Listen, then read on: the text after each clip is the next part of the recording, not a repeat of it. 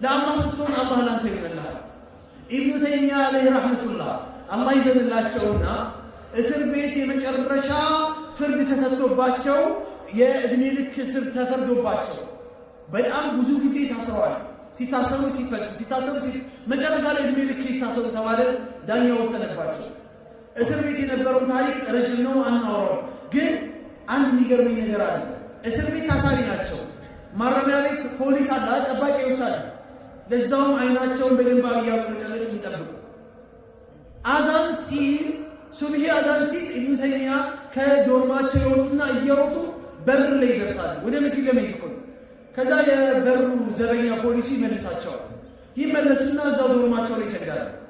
ዙሁር ላይ ሱብሂ መልሰውኛል ብለው አይቀመጡም። ዙሁር ላይ እንደገና ይነሳሉ። አዛን ሲል ይሰማሉ። አዛን እየሮጡ ይወጡና ፍጥነታቸው ደግሞ ሩጫው ራሱ ወደ አላህ መንገድ ላይ ከሰዓው ላዚክ እንዳለ ይሮጣሉ።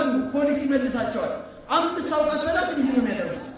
አብሯቸው የታሰረ የነበረ ሰው ይሄን ነገር አየና ገርሞች ለምንድን ነው የሚያደርጉት? እድሜ ልክ ነው፣ ከእስር ቤት መውጣት አይችሉም፣ ፖሊሶችም አያስወጣችሁም። ይሄን እያወቃችሁ እንደው ለመሞከር ከሆነ አንድ ጊዜ ይሞከራል አይደለም? የሱብሂው እኮ ብቻ በቂ ነው። እሱም እኮ አያስፈልግም። የታሰረ ሰው እስካልተፈታ ድረስ እንዴት ነው ሊወጣ የሚችለው? ለምንድን ነው ራሳችሁ እንደዚህ የምታደርጉት ብሎ ሲጠይቃቸው አዛን እየሰማን ነው አይደል? አዎ። ነገ አማመላህ አላህ ፊት ቆሜ አላህ አዛን የጥሪ አላሁ አክበር ሲል ከያዝከው በዙሪያ ላይ ካለው ነገር ሁሉ አላህ ታላቅ ነው አይደል?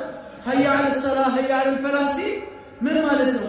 ምንም አይነት ጉዳይ ይሁን ተውና ና ወደ ሰላት ፈላህ የምትወጣበት የምትድንበት ሰላት እየተጠራ ነውና ና እየተባልክ ነው። ይህን ጥሪ ሰምተህ ለምን አልመጣም ብሎ አላህ ቢጠይቀኝ ሄጄ ነበር፣ ፖሊሶች ከለከሉኝ ብዬ አላህ ጋር ምክንያት እንዳቀርብ ብዬ ነው።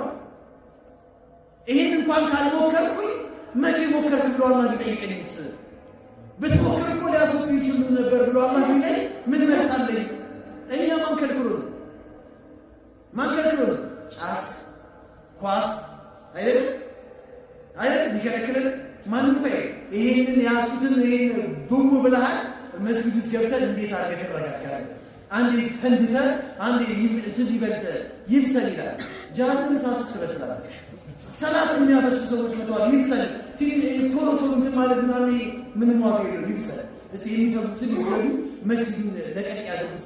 መስጊድ ብቻውን መጥቶ ሊሰግድ ይፈልጋል። ለዋለበት ጀማ የሌለበት ምን ዋጋ አለው? ስለዚህ የትም ቦታ ሰገድክ መስጊድ ከምትሰግደው በ20 ምናምን አጅር ይበልጣል።